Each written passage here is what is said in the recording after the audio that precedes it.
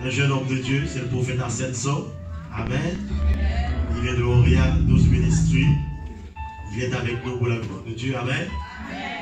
Donc, j'ai eu l'occasion de assister à la conférence Donne-toi tout entier à Dieu avec lui, dans le sud-ouest de la France l'année dernière. C'est avec plaisir qu'il vient nous voir ce matin. Amen. Les parents, s'il vous plaît, prenez les enfants avec vous pour la gloire de Dieu.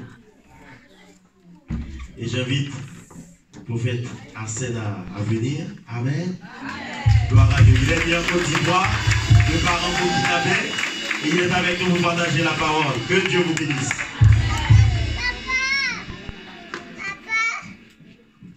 Amen. Soyez bénis. C'est avec plaisir que je me dis ici avec l'honneur pour partager la parole de Dieu avec vous.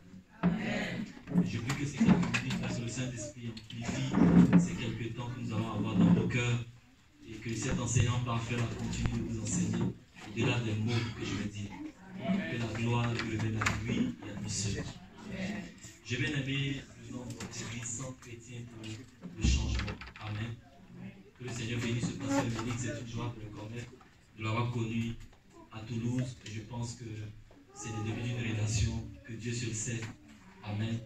Que le Seigneur vous bénisse. Amen. Le thème qui m'a été donné de partager, c'est la destinée prophétique du chrétien. Amen. La destinée prophétique du chrétien. On enregistre, c'est ça? En fait, moi j'ai du mal avec les micros. Chez moi, j'ai plus de micros. Comme ça, je ne sais pas si je parle comme ça, si on va m'entendre. Je vais essayer. Est-ce qu'on m'entend bien? Oui. Les micros, ça me paralyse un peu. Amen. Amen. Amen. Inclinons juste les têtes, je vais prier pour nous. Seigneur, je prie que je disparaisse et que toi seul tu paraisses. Parle au cœur de quelqu'un, édifie la vie d'une personne. La Bible dit tu envoyas ta parole et tu les guéris. Viens guérir nos cœurs. Viens nous consoler par ta parole. Que la vie de quelqu'un ne soit plus jamais la même. La Bible dit la révélation de ta parole est claire. C'est elle qui donne l'intelligence au sein. Je prie que cette révélation nous éclaire, qu'elle nous illumine, Seigneur. Et que nous puissions comprendre réellement ce que tu attends de nous. Quelle est la destinée prophétique que tu attends pour chacun de nous. Que ton nom seul soit glorifié dans le nom de Jésus. Amen. Amen. Amen. Voilà, rapidement, pour ouvrir dans Romains chapitre 14, verset 17.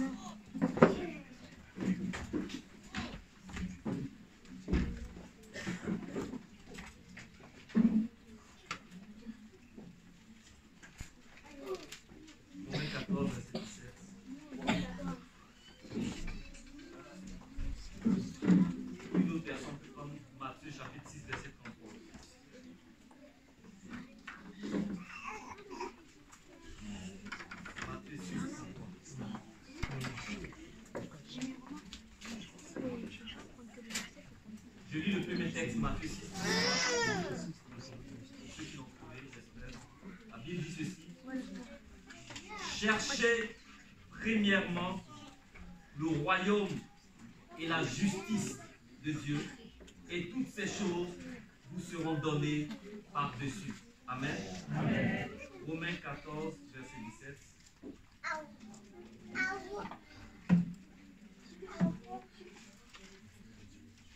Je lis la parole. Car le royaume de Dieu, ce n'est pas le manger et le boire, mais la justice, la paix et la joie par le Saint-Esprit. Amen. Amen. Matthieu 6 dit chercher premièrement le royaume et ça. Ici on parle de royaume, on retrouve des termes ici qui sont identiques. Le royaume, on retrouve ici la justice. Amen. Amen. En fait, l'apôtre Paul, il était en train de recadrer quelque chose, assurément à cette époque-là. Parce que chacune des épîtres, c'était des lettres que l'apôtre Paul écrivait. Amen. Amen. Il écrit ici à l'église de Rome, il dit le royaume de Dieu, ce n'est pas le manger, le boire. Alors j'imagine qu'assurément, ces gens-là avaient limité le royaume à des choses périssables. C'est-à-dire au manger, au boire. Et l'apôtre Paul le recadre, leur dit, ce n'est pas ça la finalité du royaume. On parle parle ici de destinée prophétique. Quelle est ma destinée? Vous savez, c'est un thème aujourd'hui qui est beaucoup en vogue. Quand on dit ma destinée prophétique, immédiatement le chrétien pense ma destinée prophétique. Oh, j'aurai une grande maison, j'aurai une belle villa, je serai marié. En fait, on pense à ce genre de choses-là. Et l'apôtre Paul dit, ce n'est pas ça en fait la finalité. Et c'est ce que Jésus va dire.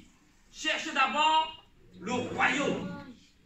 En fait, la destinée, quand Jésus est venu, il est venu pour un seul message, le message du Alléluia. Il dit, le premier message qu'il a donné, repentez-vous car le royaume de Dieu est. Donc tout est question du royaume.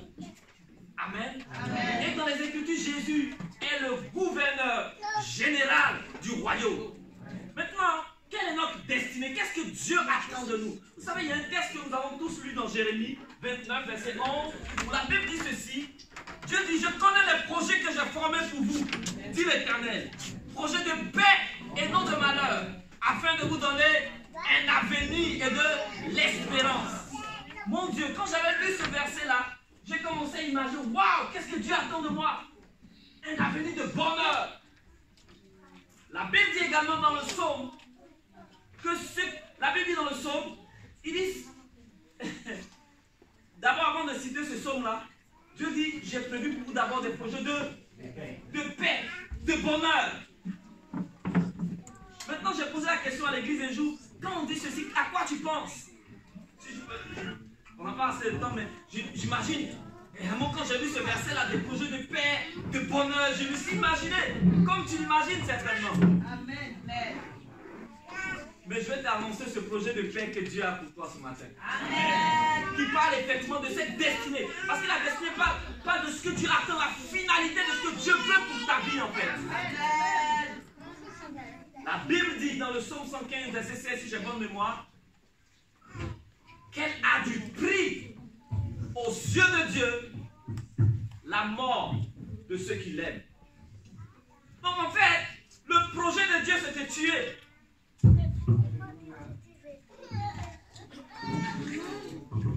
Ce projet de paix là, dont il est question là, c'est que tu meurs.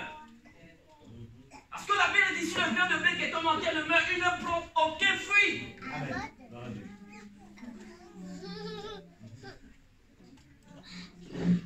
Le but, je vais vous dire une chose qui va peut-être vous choquer, la finalité de l'écriture. Dans l'écriture, il n'est pas question de toi et de moi. Dans l'écriture, il est question d'une seule personne. Depuis la Genèse jusqu'à l'Apocalypse, on parle d'une seule personne, de Jésus. Et donc si tu ne comprends pas, donc la finalité de Dieu pour ta vie, c'est la formation de Christ en toi. Amen.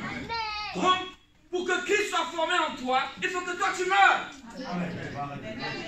La destinée de Dieu, c'est que Christ, l'apôtre Paul dit quelque part, vous mes enfants spirituels, je prie pour vous, non pas pour que vous ayez un bon mariage, je crois que ce sont des choses qui sont nécessaires. Comprenez-moi bien ce matin. Mais mon focus, ma prière, mon soupir pour vous, c'est que Christ soit formé en vous. Amen. Il dit, mes enfants, pour qui je prie, jusqu'à ce que Christ soit pleinement formé en vous. Parce que le projet de Dieu, le rêve de Dieu, laissez-moi vous dire, le plus grand miracle, ce n'est pas des paralytiques qui marchent. Ce sont des signes. Mais le plus grand miracle, c'est la vie de Christ pleinement manifestée dans la vie d'un homme. Amen. C'est le destin de Dieu pour toi. C'est la destinée prophétique que Dieu attend pour ta vie. La Bible dit dans Éphésiens chapitre 4 que les 5 ministères nous ont été donnés pour un but. Il y a un but pour lequel Dieu a suscité l'apôtre. Excusez-moi. Il y a un but pour lequel Dieu a suscité l'apôtre. Ça me touffe un peu là. Il y a un but. Excusez-moi. Je suis un peu parce que un peu bizarre. Écoutez, il y a un but pour lequel Dieu a donné l'apôtre, le prophète, le pasteur. Il y a un seul but. La Bible dit en Éphésiens chapitre 4, si vous lisez à partir du verset 11, les 5 ministères ont été donnés au corps de Christ. Pour un seul but. La Bible dit pour le perfectionnement des saints. Ça veut dire jusqu'à ce que la Bible dit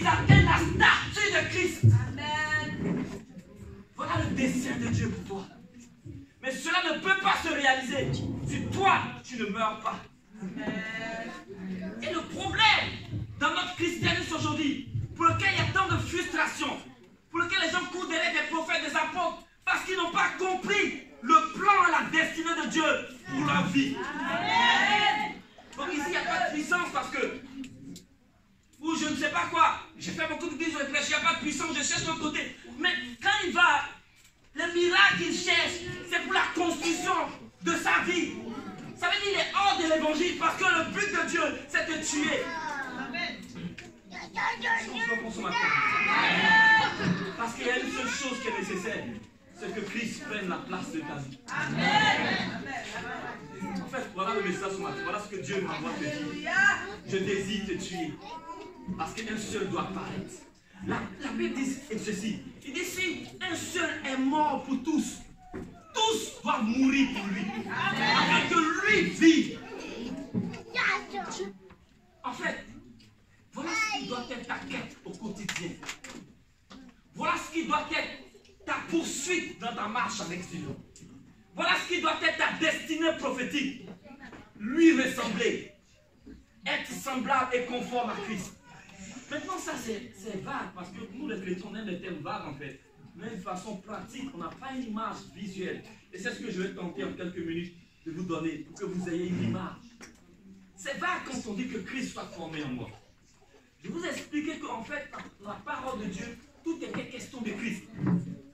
Depuis la Genèse jusqu'à l'Apocalypse, on ne parlait pas de toi, on parlait de lui.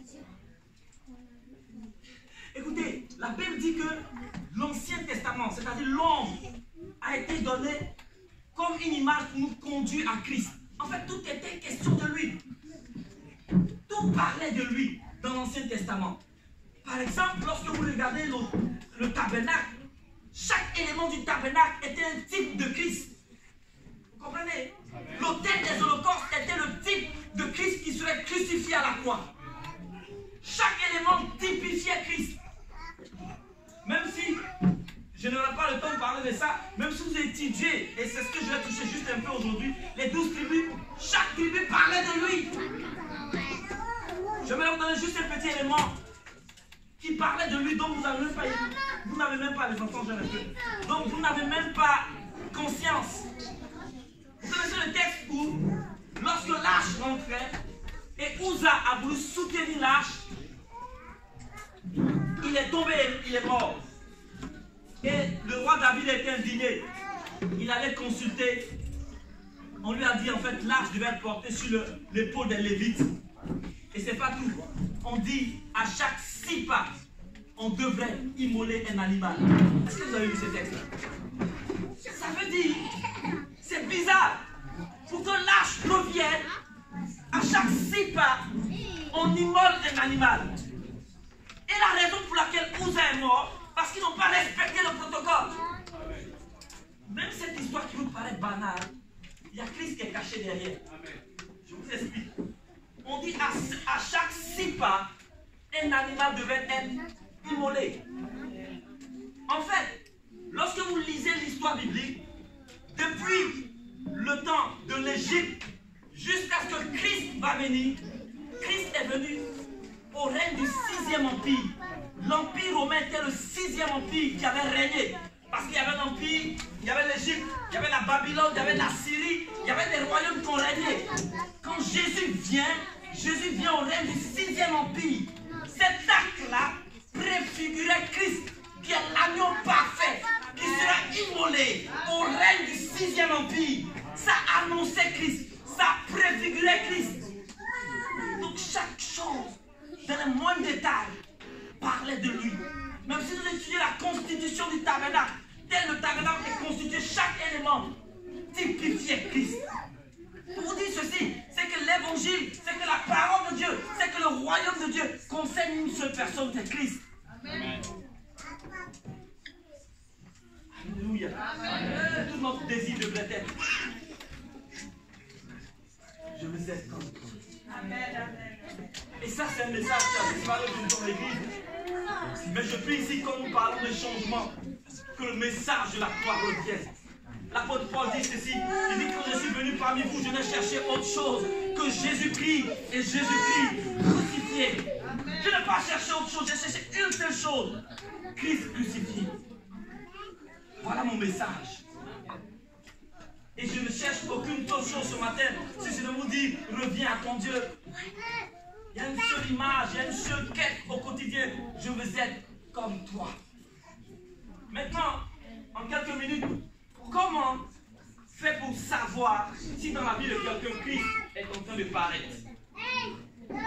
Parce que bien évidemment, quand l'apôtre Paul dit, je prie pour vous jusqu'à ce que Christ soit formé en vous, cela sous-entend que l'apôtre Paul accorde des éléments qui lui permettent de savoir, comme le pasteur Émeric, il prie par exemple pour une autre sœur qui s'appelle par exemple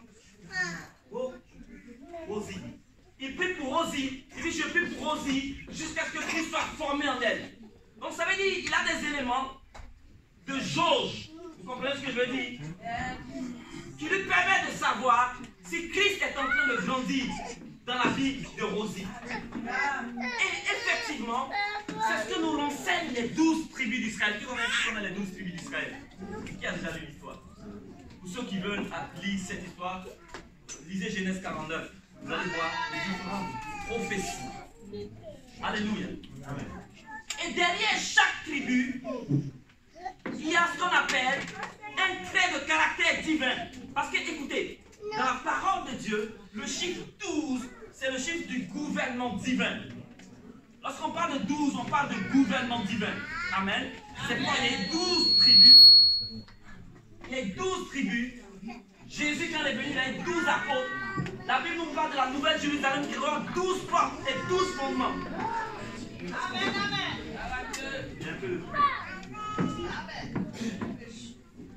Amen. Amen.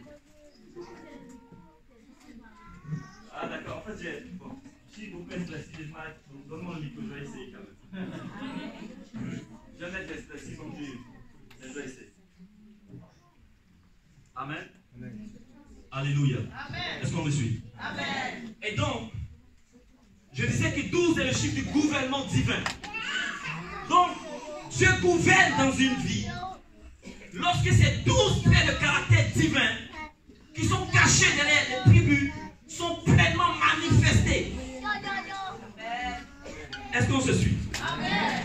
Donc, les 12 tribus sont 12 baromètres de mesure de Christ en toi, dans lesquels tu dois t'examiner au quotidien pour savoir si je suis en train de grandir en Christ. Pourquoi? Parce que nous avons parlé de destinée prophétique. Et Christ est notre finalité. Christ est notre objectif. Revêtir Christ, être comme lui, c'est notre désir, c'est notre quête au quotidien. Et les 12 tribus sont 12 baromètres qui nous permettent de nous jauger pour savoir si oui ou non nous sommes en train de croire à l'image de Dieu. Parlons par exemple de la première tribu. Je n'ai pas l'occasion de parler de tout, mais j'ai un élément que j'enverrai au pasteur. Émeric pour qu'il puisse envoyer à l'église à ceux qui veulent, parce que je n'ai pas le temps de parler de tout ça. Mais je vais donner juste des esquisses en fait.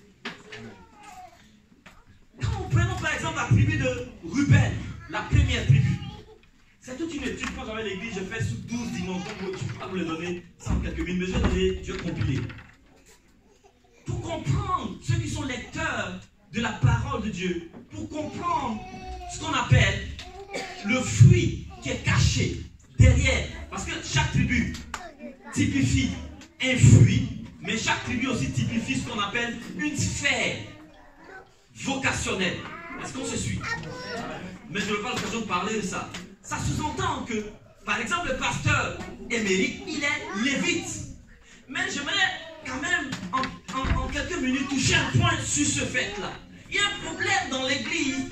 Beaucoup de personnes ne trouvent pas leur place dans le corps de Christ parce que la seule tribu qui a été enseignée, prônée, révélée dans notre siècle, c'est la tribu lévitique. Ça sous-entend ceci. Qu'un homme vient à l'église, qu'il aime Dieu, qu'il prie. Comment je t'en Afrique, quand tu viens que tu aimes Dieu, tu pries, on dit toi tu dois devenir pasteur. C'est comme être pasteur. Et c'était la seule tribu, ou du moins la seule office dans laquelle on pouvait servir Dieu. Mais ceci, cet état de fait, pourquoi? Parce que cet enseignement au sujet des 12 n'a pas été enseigné. Parce que 12 parle du gouvernement divin. Quand Dieu est sur le point d'établir, non pas son gouvernement dans la vie d'un homme, mais sur la terre et il choisit 12. C'est pourquoi quand Jésus vient, il prend 12 apôtres. Parce que chacune des disciples ou chaque tribu parle d'une office gouvernemental. Tu es ici ce matin, tu n'es peut-être pas lévite, mais tu es peut-être plus bénite. Et j'aimerais vous dire ceci, aucune tribu n'est plus grande qu'une autre. Chaque tribu a sa place dans le corps. Et c'est important, cet enseignant, de découvrir sa destinée prophétique autour du tabernacle. Vous savez pourquoi? Parce qu'il y a une chose, je vous ai expliqué que la première chose, je vais revenir, la destinée, c'est d'abord être comme Christ. Quand nous sommes rendus semblables à lui, nous sommes rassurés d'une chose, c'est que nous sommes sauvés. Mais il n'y a pas que la seule dimension, il n'y a pas que le fait d'être sauvé. C'est comme, je vous donne un exemple, est-ce qu'il c'est simplement nécessaire de prendre son vol en Afrique pour venir en France? Quand vous êtes en France maintenant, il vous faut une position. Le premier chemin d'abord le passeport, le visa, et de venir en Europe. Mais en Europe maintenant, il faut avoir une position. Et Jésus, c'est comme le passeport qui nous donne accès, lorsque nous allons entrer à l'éternité, d'être rassurés que nous sommes sauvés. Mais la Bible nous parle d'une autre chose qu'on appelle le tribunal de Christ. Ça veut dire que lorsque nous serons devant le tribunal de Christ, nous ne sommes pas là pour être jugés par rapport au fait que nous sommes sauvés ou pas. Non, nous sommes déjà sauvés. Mais devant le tribunal de Christ, nous venons pour recevoir la récompense en fonction de la fidélité à l'accomplissement du plan parfait de Dieu pour nous.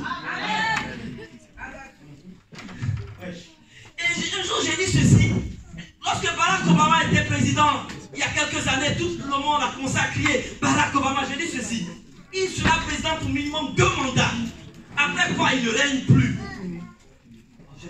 Mais la bonne nouvelle te concernant toi et moi, c'est que si nous sommes fidèles, si nous découvrons notre place autour du tabernacle, et si nous sommes fidèles à la vocation céleste, la Bible dit que nous régnerons avec lui. Ce n'est pas pour un règne de 8 ans. La Bible dit nous régnerons. C'est pour un règne de 1000 ans. Il y a certains, parce qu'ils seront fidèles à leur appel, à leur vocation, ils vont régner comme gouverneur, par exemple.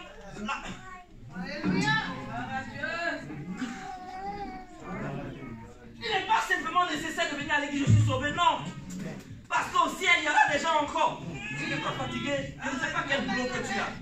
Mais souffre pour un peu de temps. Mais rassure-toi que dans l'éternité, pendant 1000 ans, je vais régner avec lui. Amen. Et ce règne-là sera conséquent par rapport à la fidélité à la tâche à laquelle Dieu t'a appelé. Est-ce que tu comprends? C'est-à-dire qu'il y a quelqu'un qui pendant 1000 ans, il sera gouverneur, par exemple, du Texas, dans la Nouvelle-Jérusalem. C'est pas pendant 8 ans. Et même quand ces présidents veulent prendre tout le pouvoir, il ne fait pas plus de 50 ans. N'est-ce pas? Quand ils veulent embrigader, vous savez de quoi je parle. Quand ils veulent embrigader le pouvoir, il ne fait pas plus de 50 ans. Mais nous, pendant 1000 ans, nous régnerons avec lui. Amen. Et donc, en fait, la raison, tout c'est... Je ne sais pas si on se comprend. Tout est lié. La raison pour laquelle nous devons revêtir Christ et revêtir les attributs de Christ, parce qu'il dit le royaume de Dieu, c'est pas le manger, le boire, c'est la justice, c'est la paix, c'est la joie par le Saint-Esprit. Et nous sommes en apprentissage. Pourquoi? Parce que lorsque nous reviendrons pour régner pendant 1000 ans, il y a des gens qui seront juges. Amen. Vous comprenez ce que je veux dire? Et donc, leur exercice terrestre, leur perfectionnement en tant que chrétien qui a perfectionné sa nature de juste, lui permettra dans l'éternité d'être juge. Oh, putain, vous pensez que je n'ai pas si compris. Vous voulez que je vous donne un message, vous allez crier là. Est-ce qu'on se comprend? Il y a plus que ça. J'ai dit ceci à mon église d'église. Ce n'est pas un endroit de cinéma où on vient crier. C'est un endroit d'études. C'est une maison d'études. Mais bon, beaucoup souvent n'aiment pas ça. J'espère que vous me comprenez. Hein?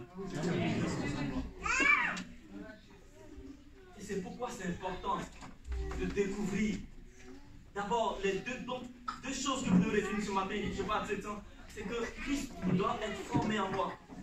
Et je dois découvrir ma place au tabernacle.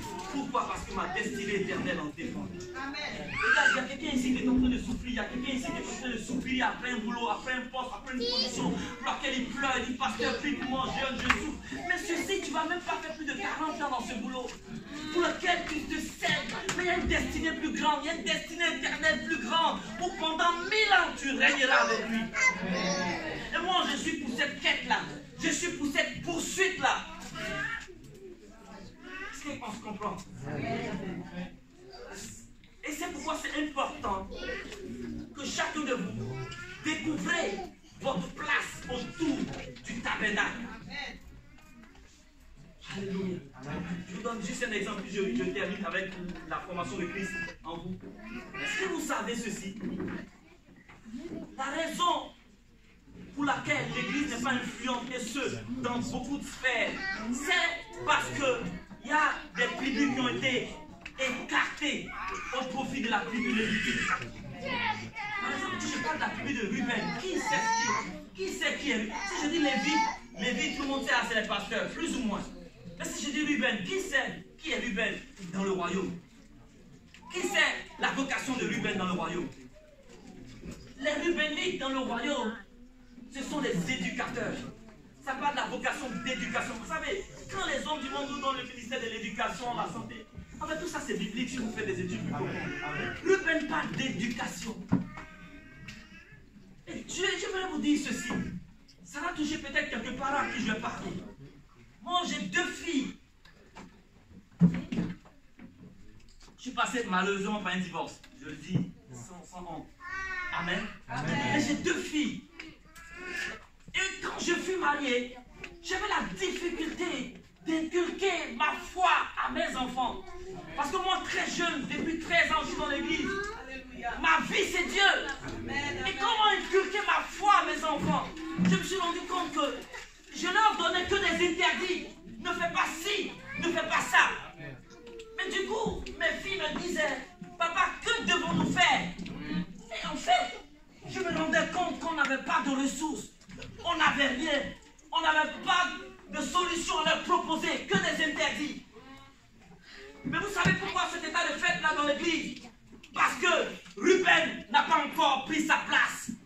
Les éducateurs du royaume de Dieu n'ont pas compris que Dieu les appelle aussi dans ce domaine.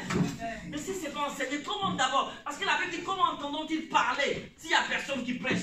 Ça veut dire ceci. Comment les Rubénites se lèveront si on ne leur a pas dit qu'ils sont Rubénites? Donc, nous avons laissé l'éducation de nos enfants entre les mains des Rubénites de Babylone.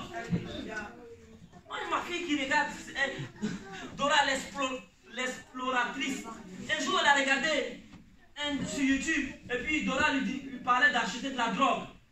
J'ai dit, mon Dieu. Mais en fait, puisque Dora est devenue son icône, elle va même plus écouter Dora que moi. Mais où sont les Rubénites du royaume de Dieu? Qui se lèveront? Parce qu'écoutez, Ruben me dit, voici un fils. La signification de Ruben me dit, voici un fils. Les Rubénites, c'est ceux qui travaillent à présenter la future génération à Dieu. Vous comprenez?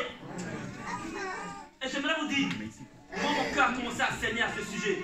J'ai dit, oh Dieu, j'ai commencé à faire ce qu'on appelle le principe de l'observation. Je suis allé dans des librairies chrétiennes, je suis allé partout. Et même ici, j'aimerais vous dire, sans nous choquer, nous sommes en famille.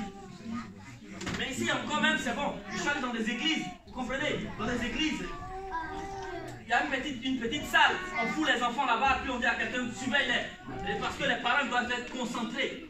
My God, vous ne savez pas que la future génération, ce sont les enfants.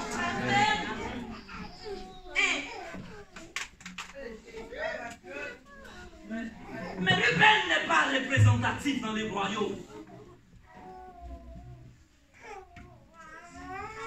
Ruben est absent. Et moi, je suis lévite, je vous dis, de vocation. Mais il y a comme ce qu'on appelle, comment je peux vous dire ça? Dieu a été obligé, à cause de ce battement de cœur que j'ai eu, de me rajouter une autre tribu. Et je travaille sur un projet pour enfants. j'ai ordonné juste 2 éléments pour que vous puissiez comprendre que si Ruben était là, je vous assure, si Ruben était représenté dans l'église, dans le corps de Christ, nos enfants ne souffriraient pas. Parce que écoute-moi, est-ce que tu sais que tu es responsable de la destinée prophétique des enfants? Dieu t'a mis comme responsable et Dieu t'en demandera compte. Écoutez, quand on dit péché, c'est manquer le but. Péché ne limite pas le péché au fait que moi je suis marié, je ne trompe pas ma femme. Ça c'est le plus petit niveau. Il y a des gens qui ne connaissent même pas Dieu, qui ne trompent pas leur femme. Jésus dit si votre justice ne dépasse pas celle des pharisiens. Parce que les pharisiens ont aussi une justice. La sainteté, c'est pas ça. Je ne vais pas sortir avec une femme où ça c'est normal. Un homme normal, mais il ne le fait pas. C'est pas ça la sainteté. Donc dans l'église, quand le frère est marié, ils ne sont pas les femmes, il est normal. Non. Tu peux manquer de but, quoique étant marié, ne trompe pas ta femme, mais tu ne donnes pas l'éducation des enfants, tu as manqué le but, tu as péché. Amen. L'éducation des enfants. Et moi, j'ai commencé à penser, oh Dieu, que ferais-je pour nos enfants? Moi, là, quand je vois des enfants, là, quand tout à l'heure on chantait, dès que j'ai vu les enfants se déconnecter, moi, je suis dans le monde des enfants, je ne sais pas que vous dites. J'ai l'impression même que l'éducation des enfants prend le pas, même sur mon pastorat, entre guillemets, si je dois dire comme ça, parce qu'il y a un battement de cœur. J'ai un rêve, j'ai un soupir. C'est de voir chaque matin nos enfants se lever et louer Dieu. Le rêve que j'ai, c'est de voir pendant chaque journée nos enfants. Et Dieu m'a donné un projet justement à ce propos. Il m'a dit, rentre dans leur quotidien, sans changer leur habitude et apporte-y les valeurs du royaume. Je vais te donner 2 éléments. Et je suis en train de paramétrer un ensemble de projets pour que les 30 premières minutes du réveil de l'enfant soit immédiatement, qu'il le veuille ou pas, connecté à Dieu. Amen. Comment? Le premier élément, plus ou moins, qui est susceptible d'être en contact avec ton enfant, c'est son réveil. Donc, je suis en train de travailler sur un réveil qu'on appelle ça, avec des chants qui vont réveiller l'enfant au réveil. Par exemple, ma première fille s'appelle Joyce. Le réveil dira par exemple, bonjour Joyce. C'est ici la journée que l'Éternel a fait. Qu'elle soit pour toi un sujet de joie. Et le réveil commence à chanter par exemple un chant dans lequel je travaille avec un chant là, qui va incorporer un chant par exemple. Dès le matin, les oiseaux chantent son nom. Et je rêve que des milliers d'enfants, des millions d'enfants se lèvent, non pas avec des tablettes à l'issue des choses bizarres, mais que leur première minute de leur journée soit connectée à Dieu. Mais c'est pas tout. Parce que comme Babylone a procédé à la saturation de nos enfants, nous aussi nous allons apporter la réplique. Donc quand l'enfant quitte son lit avec le réveil, qu'il va dans sa douche, chaque matin, ton enfant a rendez-vous avec sa brosse. Il y a des brosses électriques qui chantent. Alors nous allons confectionner des brosses électriques dans lesquelles on va aussi incorporer des chants. Donc quand l'enfant se brosse, il est en train de louer Dieu. Après, il a besoin de prendre un petit déjeuner avant d'aller à l'école. Quand il s'assoit, vous savez que, pour ceux qui le savent peut-être, il y a des tasses parlantes. Il faut que quand il est assis, dans la tasse, on va mettre des pilules de méditation pour donner la lumière à sa journée. Mais tout ceci devrait, c'est dommage, mais devrait être fait depuis longtemps. Amen. Mais pourquoi nous n'avons pas eu cette idée? Parce que Ruben n'a pas sa place dans le royaume. Parce que Ruben n'est pas enseigné. Parce que Ruben n'est pas positionné. Parce que tout ce qu'on sait, quand tu aimes Dieu, on dit toi, tu pries beaucoup, tu lis beaucoup ta vie, toi tu dois être pasteur. Point final.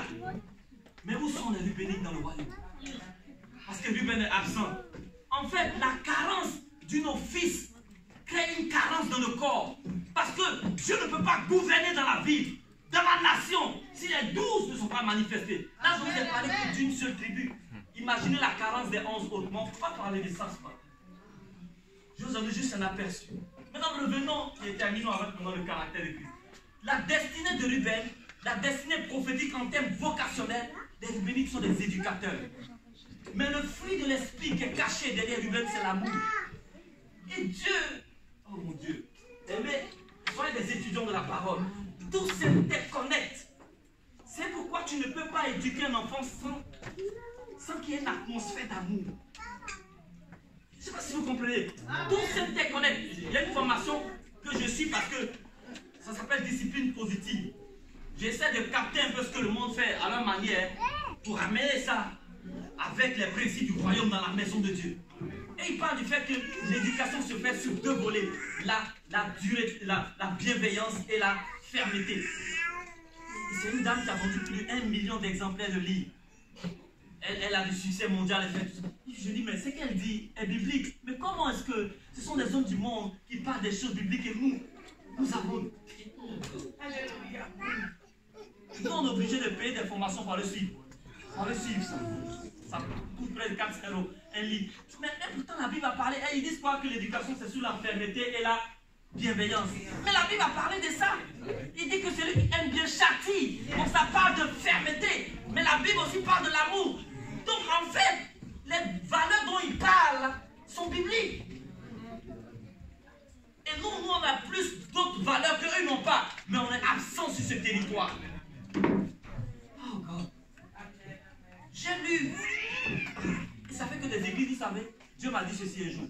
La raison de ta pauvreté, parce que tu n'as pas découvert ce à quoi je t'ai appelé. Parce que je te dis une chose. Si tu découvres ton appel, tu seras célébré. Quelqu'un comprend ce que je suis en train de dire? Dieu n'a pas prévu te bénir avec ton emploi. Quand vous lisez bien le livre de Josué chapitre 1, il dit que ce livre-là, des salades de Silon Paul Tabou, médite le jour, le nuit, c'est alors que tu as du succès. Dans il a dit dans ton boulot, ton petit boulot, métro dodo. Il dit dans et ces entreprises-là, tu dois les mettre en place par rapport à une capacité que Dieu t'a donnée. Tu as une capacité peut-être dans Ruben ou une capacité dans Siméon. En fait, chaque tribu parle des capacités naturelles, de dons que Dieu... Oh, j'aimerais vous dire ceci. Un gars comme Eto fils, juste une capacité qu'il a développée, on parle de lui jusqu'à aujourd'hui. En fait, dans la vie pour réussir, il faut juste découvrir sa capacité.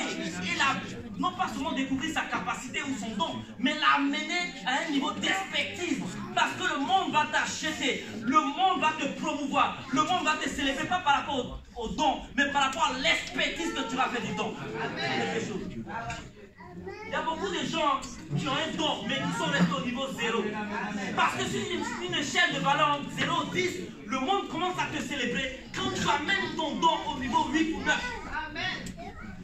Mais quand ton don, et beaucoup de nous sommes en deçà, beaucoup de nous sommes dans la moyenne, et on ne célèbre pas la moyenne. Oh, quelqu'un comprend?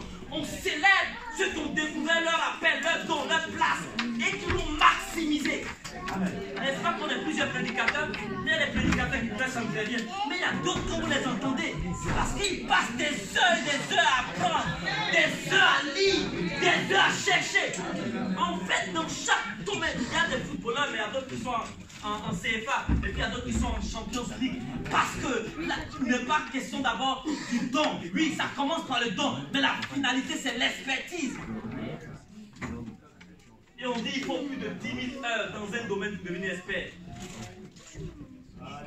Combien de temps tu passes? Est-ce que d'abord tu as découvert ton appel, ta place pour y passer? Quelque chose à dire, mais on va réduire. La finalité, Christ en toi. C'est ça qui va te permettre de découvrir toutes ces choses dont je parle. C'est cette passion de lui là qui va te faire entrer dans ces choses. Moi, j'ai découvert tellement de choses que je dis l'église, s'il vous plaît, revenons à la maison d'études. Parce que, est-ce que vous savez, quand je travaille sur le principe des 12, j'ai parlé un jour à un ami qui devait devenir dentiste, il m'a dit, waouh, parce que comment tu peux trouver ça? Parce que ça, c'est dans notre domaine. Je me suis rendu compte que dans la Bible, Christ est la tête de l'église, n'est-ce pas? Et nous sommes le corps. Parce que le principe des 12 tribus, je l'ai enseigné partout. Mais quand le Seigneur m'a donné cette révélation, dernièrement, je me suis dit, waouh, même la science atteste ce que Dieu dit. Écoutez, dans le principe de ce qu'on appelle le crâne, dans le principe du crâne, le crâne, pour ceux qui font des études, vous pouvez le taper sur Google. Dans le crâne, il y a ce qu'on appelle 12 paires de nerfs crâniens. C'est-à-dire au crâne est relié 12 paires de nerfs crâniens. Et le dysfonctionnement d'un des nerfs crée une paralysie. Pour ceux qui sont peut-être de la Côte d'Ivoire, je connais ce président ivoirien, Alassane Ouattara, vous savez, vous voyez, il a une bouche un peu comme ça. C'est juste, écoutez, c'est juste, ce n'est même pas un nerf qui est paralysé, c'est juste une petite fibre sur le nerf. Et puis regardez comment ça bouge. Ça veut dire que si un nerf est atteint, ça crée une paralysie. soit en bon état, il faut que les 12 paires de nerfs crâniens soient en bonne santé. On dit qu'ils sont paires, ça veut dire qu'ils sont identiques. 12. Qu'est-ce qui revient ici le chiffre? En fait, Dieu m'a dit ceci. Partout où il y a la tête, il y a 12. Israël est l'horloge des nations. Il y a 12 tribus. Jésus est la tête de l'église. Il a 12 apôtres. Maintenant écoutez, on dit il y a 12 pères. Parce que si vous êtes étudiant dans la parole, si vous venez à la maison d'études, vous voyez qu'il y a une similitude entre les 12 tribus et les 12 apôtres. C'est ça les pères. C'est ça les 12 pères de nerfs crâniens. Et Christ est la tête. Christ est le crâne. C'est pourquoi c'est au crâne, au Golgotha, au lieu du crâne, qu'il a été crucifié. Et donc, il n'y a pas un hasard. La Bible, c'est pas prendre la Bible, on crie quoi. Jésus, non. Il faut aller à la maison de Dieu. J'ai bien aimé quand je vis changement. Il faut revenir à la maison de Dieu. Il y a tellement de choses à vous dire que je ne sais pas par où commencer, mais je prie que le Saint-Esprit amplifie ces choses en vous. Parce que quand, écoutez, quand vous comprenez le trésor qui est caché dans la parole, vous ne pourrez plus vers, écoutez-moi bien, vous ne pourrez plus vers les futilités. Vous êtes focalisé. Vous savez qu'il y a une seule chose qui est importante. Je dois découvrir ma place autour du tabernacle et je dois poursuivre le revêtement de Christ. Toutes les autres choses sont secondaires. Si je suis en train de dire ne travaille pas, ne fais pas ainsi, non. Mais je suis en train de dire repositionne l'ordre des choses dans ta vie. Jésus a dit, l'homme ne vivra pas seulement de pain. Il n'a pas dit qu'on ne mange pas. Mais il met ici une emphase sur la priorité. Il y a une priorité. Il n'a pas dit de ne pas aller au boulot, non. Mais il a dit d'abord, chercher première. Il y a une ordre. Et c'est ça la finalité. C'est ça votre destinée prophétique. Amen. Et si vous voulez savoir si vous êtes en train de grandir en Christ, je donnerai le formulaire au pasteur, il pourra vous le donner. Les 12, derrière chaque tribu. Par exemple, la tribu de Ruben, le fruit qui est caché, c'est l'amour. Je ne peux pas me dire que Dieu est en train de grandir dans la vie de Rosie. Si Rosie n'est pas en train de grandir dans l'amour. Mais dans l'amour, il y a des baromètres, il y a des dimensions. Il y a des dimensions. Jésus dit, aimez vos... Non, pas. Et c'est pas ce que Jésus a dit. Dit, moi je vous dis, Jésus c'était un révolutionnaire. Comme votre église dit, c'était il venait changer la mentalité. Il dit, vous avez entendu dire, bénissez ceux qui vous bénissent, mais moi je vous dis, aimez vos ennemis. Priez pour ceux... Mon Dieu, vous savez, il y a des textes qu'on lit là. Il faut rentrer en soi-même et puis essayer de voir ce que Dieu les fait. Rosie, imagine toi, tu es au boulot, et puis il y a une de tes collègues. Elle fait tout pour qu'on te renvoie. Vraiment, elle, ce que tu n'as pas fait, elle dit c'est ce que tu as fait. Et elle fait tout. Et Dieu dit, quand tu apprends ça, il faut te mettre à genoux. Prier pour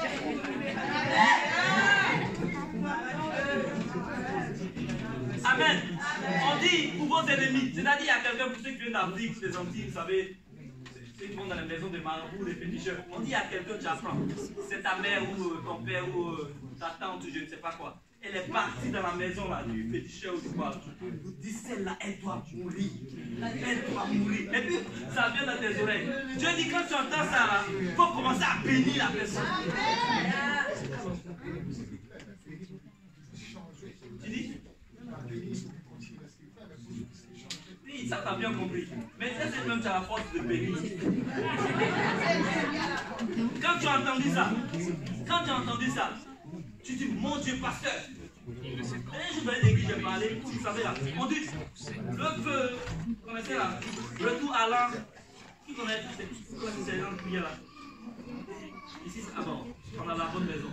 Moi, je connais les églises, j'ai vu faire retour à l'envoyeur. C'est-à-dire que comme ils envoient des malédictions, le feu pour l'envoyer.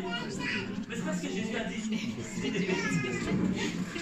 Mais en fait, je vais vous dire ceci, on rigole. Mais cela nous permet de nous jauger, et de voir que justement même de le faire, ça veut dire que Christ n'est pas encore formé en moi. Parce que quand Christ est formé en moi, je peux dire comme lui à la croix, Père, pardonne-leur, pendant qu'il est en train d'être crucifié, flagellé. Il a la capacité d'invoquer une myriade d'anges et que ces gens-là meurent. Mais dit, Père, pardonne-leur. Ils ne savent pas ce qu'ils font. Lui ressembler, c'est ça en fait. Les gens te font du mal. Mais dis, Seigneur, je prie pour leur sagesse. Je prie pour qu'ils soient changés. Et si la première mesure n'est pas en toi, n'imaginez pas les 11 autres. On peut parler des 11 autres, mais commençons d'abord, on ne parlera pas. Je vais lire de manière que j'ai en fait. La feuille que j'ai donnée au pasteur. Mais d'abord dans la première tribu, examine-toi. Si tu as ce niveau-là, tu passes maintenant à Siméon. Siméon encore, il y a un autre fruit qui est caché. Est-ce que j'ai ça? Et c'est quand en fait les 12 tribus nous permettent au quotidien, dans notre marche, de nous jauger et de voir si oui, nous sommes en train de grandir.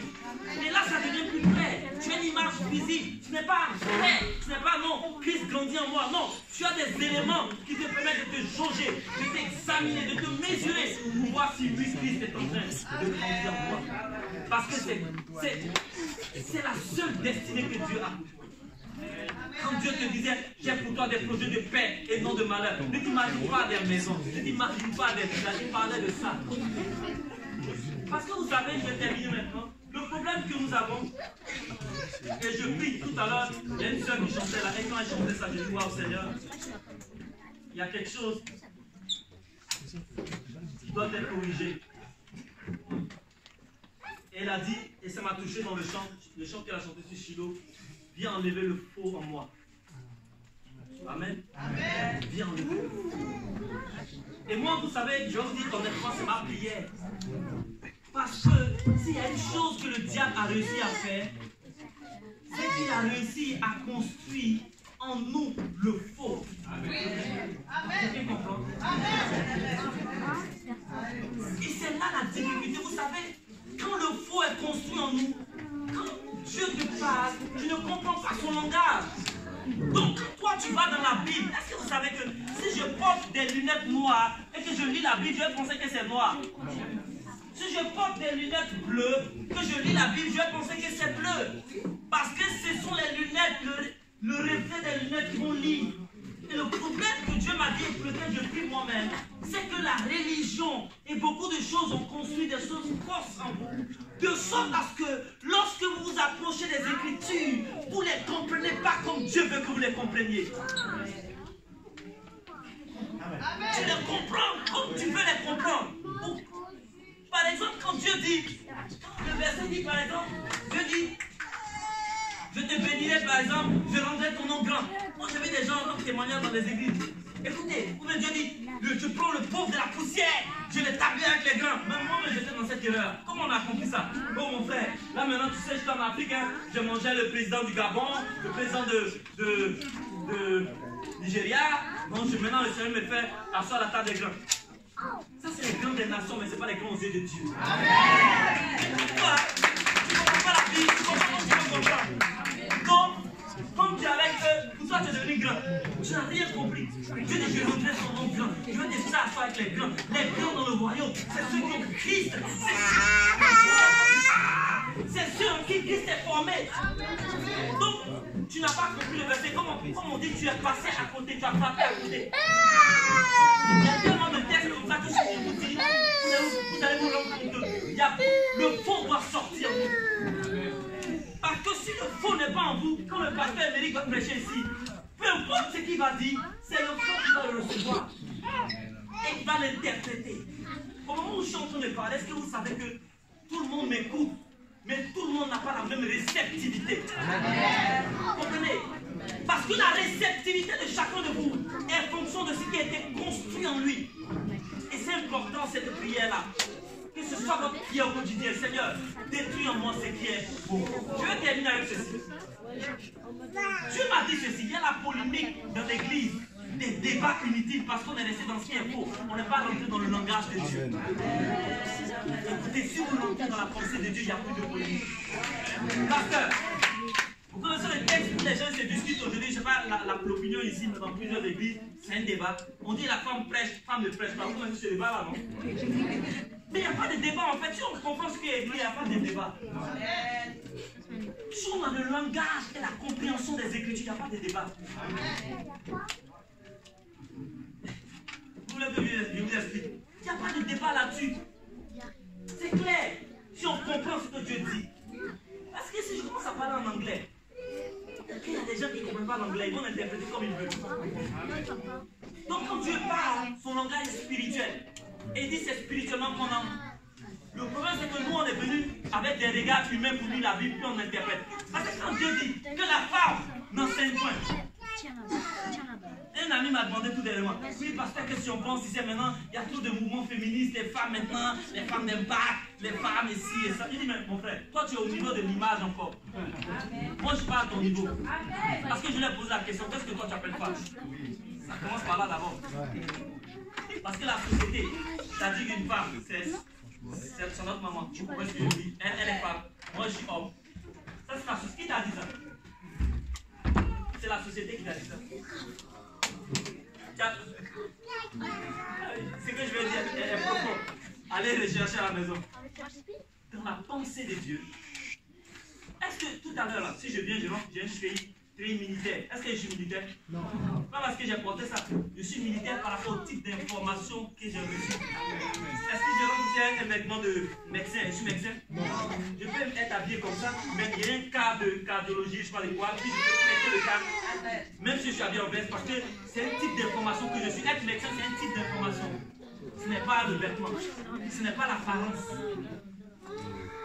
Et donc, avoir une apparence féminine, c'est pas ça qui fait de toi une femme. Pour avoir une apparence masculine, oui, je suis d'accord, il existe le genre masculin et le genre féminin. Ça, on ne peut pas le discuter. Mais dans la pensée de Dieu, lorsque Dieu parle de femme, Dieu ne parle pas de genre. Parce que, non, écoute, parce que Dieu ne regarde pas comme des hommes charnels. Dieu nous regarde comme des esprits.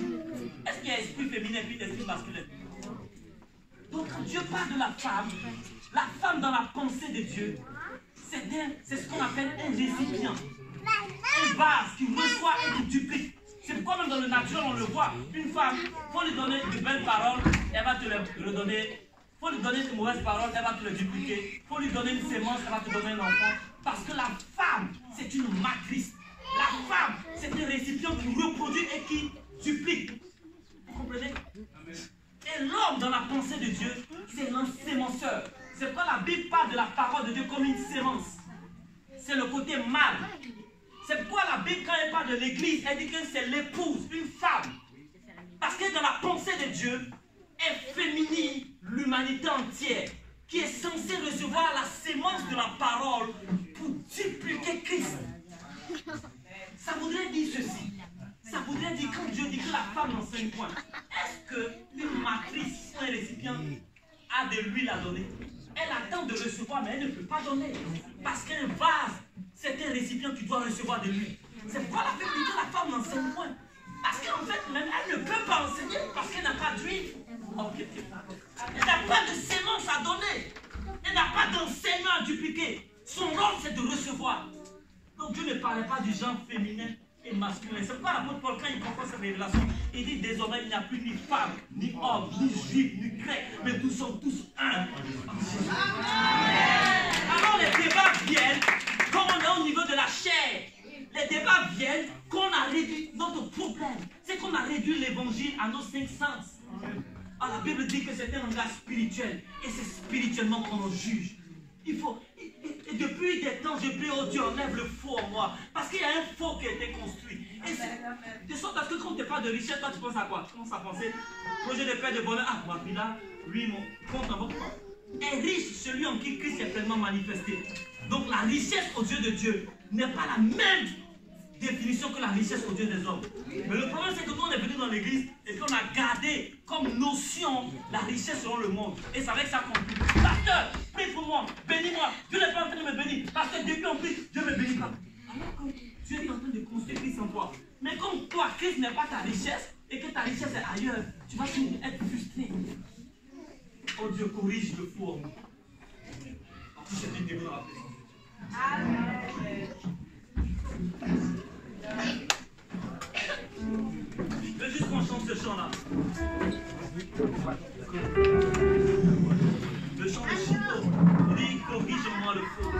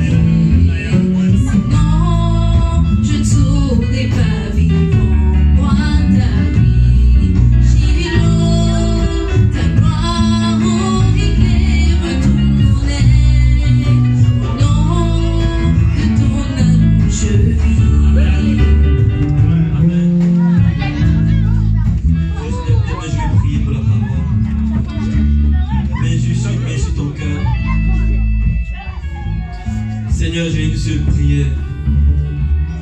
J'ai un seul soupir pour ce peuple ce matin. C'est que Christ soit pleinement formé en nous. Seigneur, viens enlever le faux en nous. Le faux qui a été construit en nous par la religiosité. Le faux qui a été construit en nous, Seigneur, par le système de pensée des hommes. Tu as dit à Pierre, Pierre, arrière de moi. Tes pensées ne sont pas les pensées de Dieu, mais sont celles des hommes. Seigneur, je prie les pensées des hommes qui ont été érigées en nous comme des forteresses, qui ont construit le faux en nous. Détruis et enlève ce faux. que le feu de ton esprit vienne consumer ce faux qui a été construit en nous. Et que la révélation de ta parole nous éclaire, qu'elle nous illumine. Seigneur, je prie qu'au sang chrétien de changement, il y ait un changement de paradigme, un changement de mentalité. Seigneur, que nous puissions revenir à toi, revenir à ta parole, revenir à la vérité. La Bible dit, vous connaîtrez la vérité et la vérité vous affranchira. Que ta vérité affranchisse chaque membre de cette église, Seigneur. Et que Christ soit notre destinée prophétique. Recorrige-nous, reconstruis-nous, rebâtis-nous, Seigneur. Que les choses matérielles, le manger, le boire, les choses de ce monde ne soient pas notre quête au quotidien, mais que Christ devienne notre poursuite au quotidien. Tu as dit chercher d'abord le royaume et la justice, et les autres choses vous seront données par-dessus. Seigneur, merci. Alors que tes enfants vont te chercher d'un cœur sincère, tu vas pouvoir pour les autres choses. Que soit la gloire. Je prie, Seigneur, pour les enfants de cette église. Ma prière, Seigneur, c'est qu'il y ait un ministère rubénique, que Ruben se lève, se mette en place, afin de donner une éducation à nos enfants, afin qu'ils grandissent dans tes voies, afin qu'ils te connaissent véritablement, Seigneur. Seigneur, les personnes ici qui ont le cœur qui bat pour les enfants, Seigneur, permets qu'ils puissent s'organiser dans cette église, afin que ce ministère voie le jour, afin d'équiper nos enfants, de les instruire dans tes voies. Merci pour le pasteur Méric, Seigneur, pour la grâce que tu lui donnes de continuer à conduire ton église dans un changement de mentalité, afin qu'il t'acquérisse la pensée de Christ. Béni sois-tu, Seigneur, que toute la gloire te revienne. Dans le nom de Jésus, j'ai prié. Amen. Amen. Soyez bénis.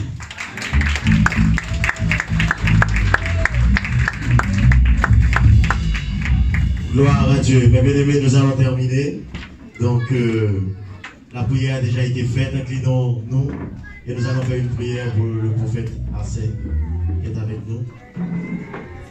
D'accord. Oui. Mes bien-aimés, inclinez-vous avec moi très rapidement. On va vous libérer. Amen.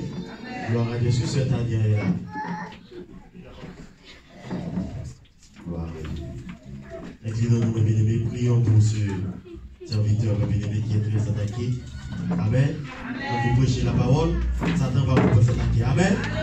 Gloire à Dieu. Inclinons-nous ensemble. Éternel roi des rois du Tout-Puissant, Seigneur, merci pour la parole. Car ta parole est la vérité, Seigneur. Jour après jour, nous avons besoin de cette nourriture éternelle, Seigneur, jusque dans l'éternité. Seigneur, tu continueras à nous parler, éternel.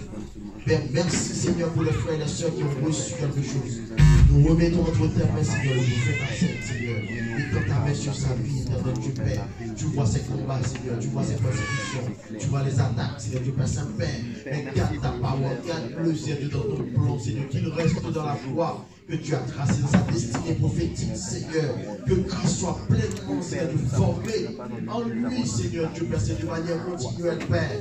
Nous remettons, Seigneur, Dieu Père Saint-Père, la famille de Frère Charles, tu as sur chéri entre tes mains, Seigneur. Nous te prions, Seigneur, Dieu Père Saint-Père, pour leur enfant éternel Dieu, alléluia. Étends ta main, Seigneur, vers en ce moment, la sœur Tania, là où elle est, Seigneur, nous la remettons entre tes mains, Seigneur. La conférence sur le mariage, Seigneur, de sa fille prochaine, nous la remettons entre tes mains, Seigneur.